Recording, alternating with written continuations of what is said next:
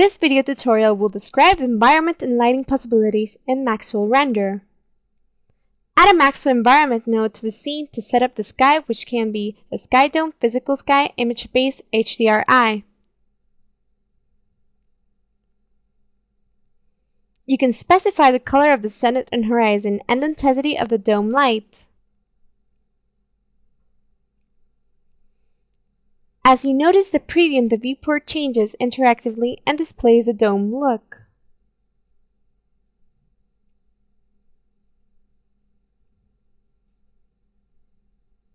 You can adjust the transition between the zenith color and horizon with the midpoint angle.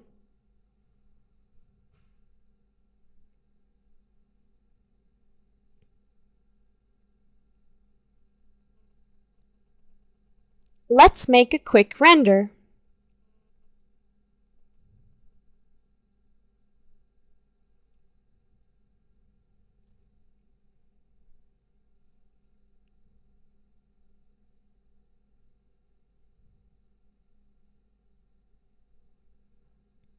You can use the stop button anytime to interrupt the render. The final image is loaded to mPlay. Now we explore the capabilities of the physical sky.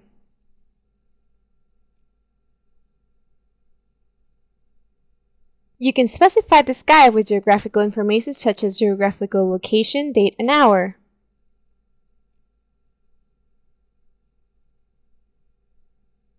Latitude and longitude data of the major cities are read from the city's text file, which can be found in Maxwell Render Installation folder.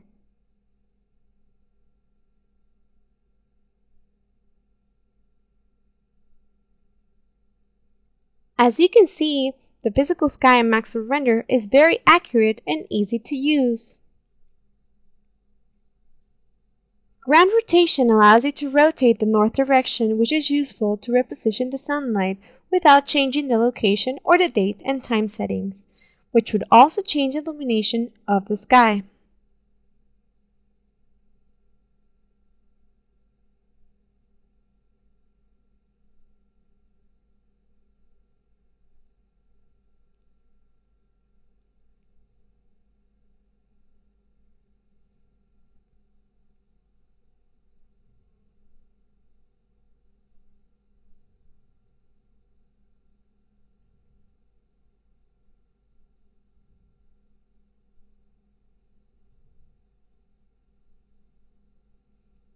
You can find the parameters to control the sunlight under the Sun tab. Power specifies the amount of light emitted. You can give yellow or blue tint to the illumination with setting the temperature, brighten or darken the sky with the planet reflectance parameter.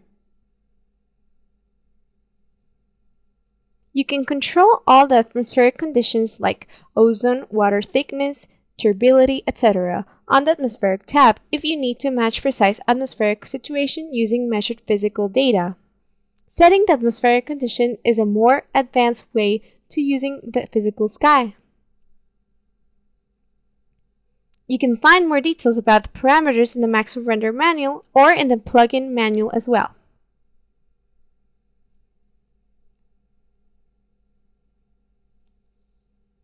Let's make a test render.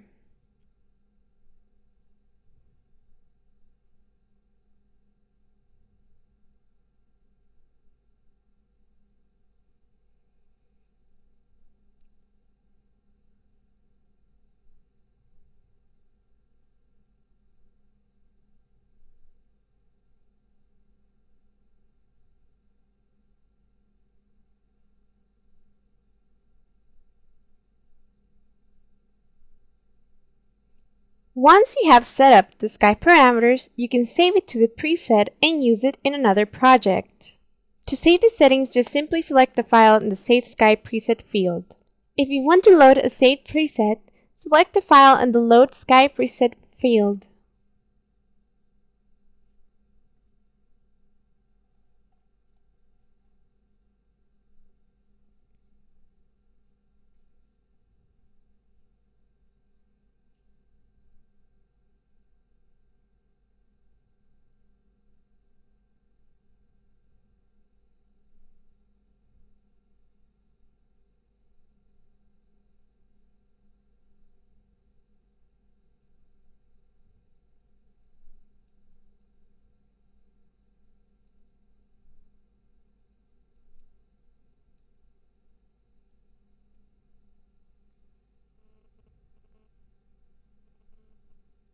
Let's see how the image-based lighting works. Select the image-based sky option. Image-based lighting is a common technique which uses a high dynamic range images to light 3D scenes and to create reflections, refractions, and backgrounds. Select the high dynamic image to be used as a background. You can use HDRI or MXI files. You can use the same image for reflections, refractions, or illuminations as you specified for the background, or you can set any other image you like.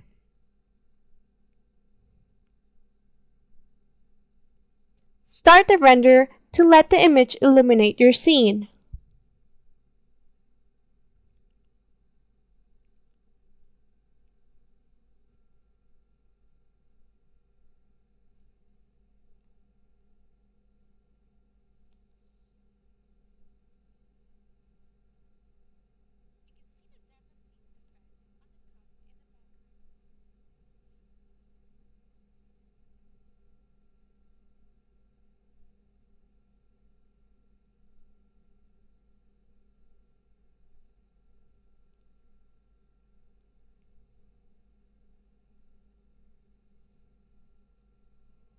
Image-based lighting is a nice technique to mix 3D elements with real photographs.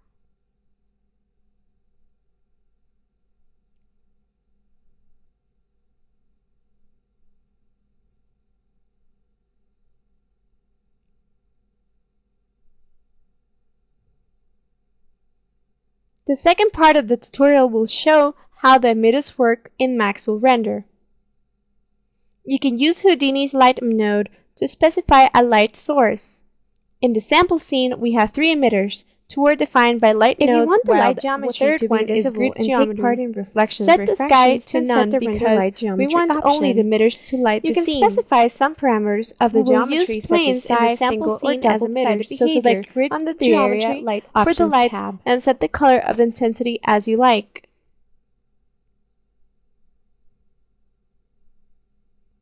Select another color to the other light source.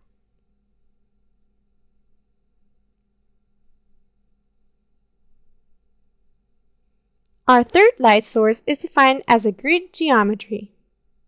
In Maxwell Render, light sources are defined as light-emitted materials applied to a geometry which has its own surface and volume. Change the shop network and create the emitter material contain the for the geometry such as using the BFF emitter or displacement. For an emitter material, the emitter component needs to be enabled. Emitters can be defined in 3 different ways: with color and intensity, temperature, or with an HDR image. You can specify the intensity in several ways. You can set up the power in watts or using different physical measurements such as lumen, lux, or candela.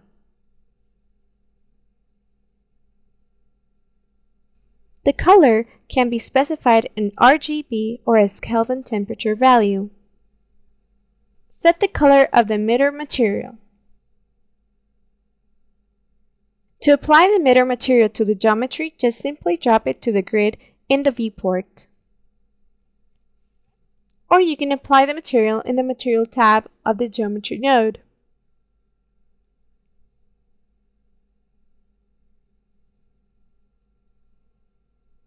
Let's make a render with the 3 light sources.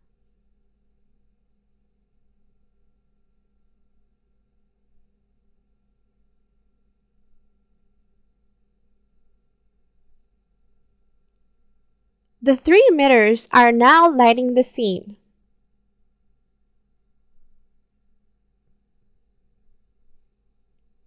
You can enable the sky dome, physical sky, or image-based environment to produce additional lighting that will work together with the emitters.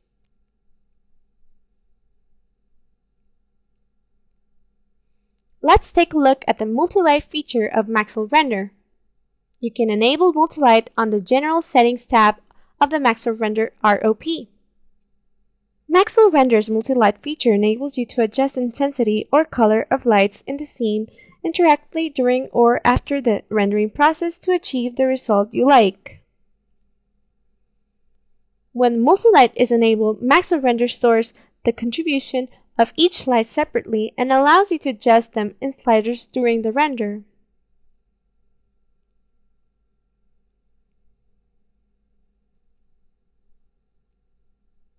It's an extremely useful feature which enables you to choose a lighting setup while watching the results in real time.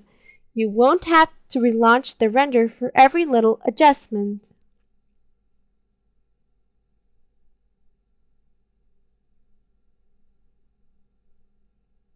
You can mute any light or display it in solo mode with the S and M button at the bottom of the slider. You can also control the intensity of the light sources after the render has been stopped.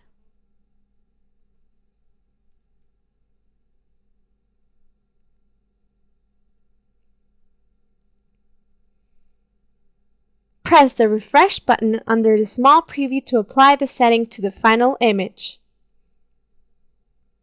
Now let's talk about Maxwell cameras. Maxwell cameras behave like real cameras and they have the same parameters as a normal SLR camera. Select the camera in the viewport and set up a natural lighting with a physical sky and no emitters in the scene.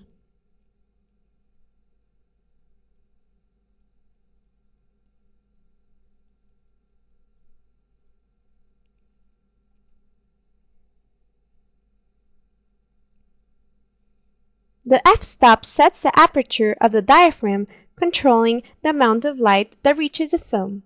It also influences the depth of field effect. Set it to a low value, for example 2.8. The shutter speed controls how long the film is exposed to light. Lower values keep the shutter open longer, producing higher images. In animations with motion blur, longer exposures produce a more patient blur.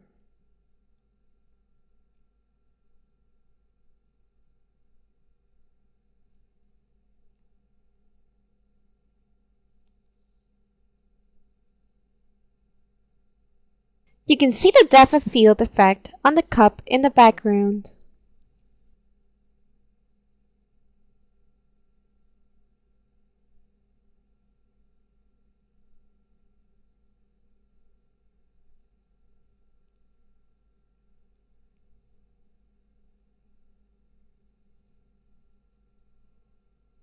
Set a high f-stop value like 18 to obtain a big depth of field, which will make objects in the scene appear in focus.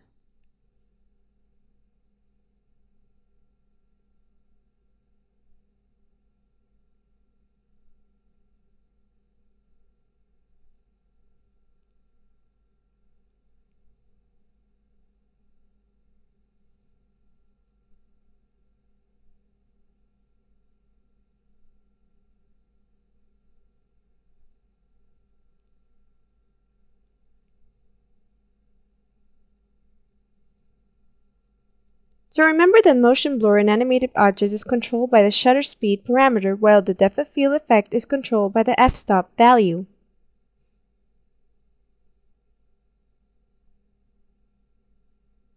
Now let's render an animation sequence. Set up an animation to the cups, for example, rotate it along the y-axis.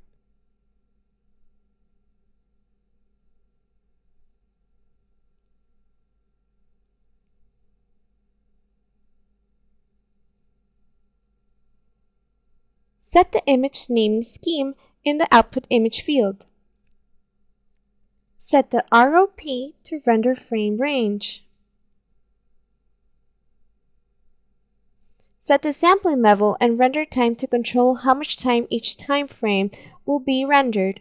For animations, the sampling level is more useful because it ensures that all the frames reach the same level of quality. Start the render with the Render button. The frames are exported to separate MXS files and rendered one by one in Maxwell Render.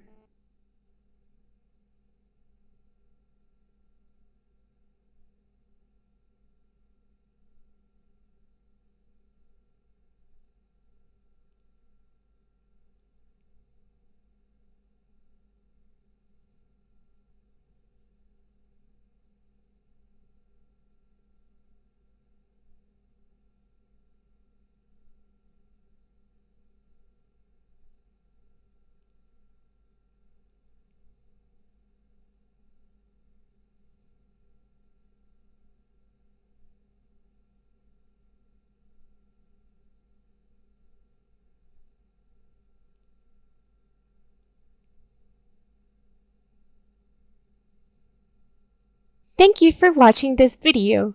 You can learn how materials work in our next video tutorial.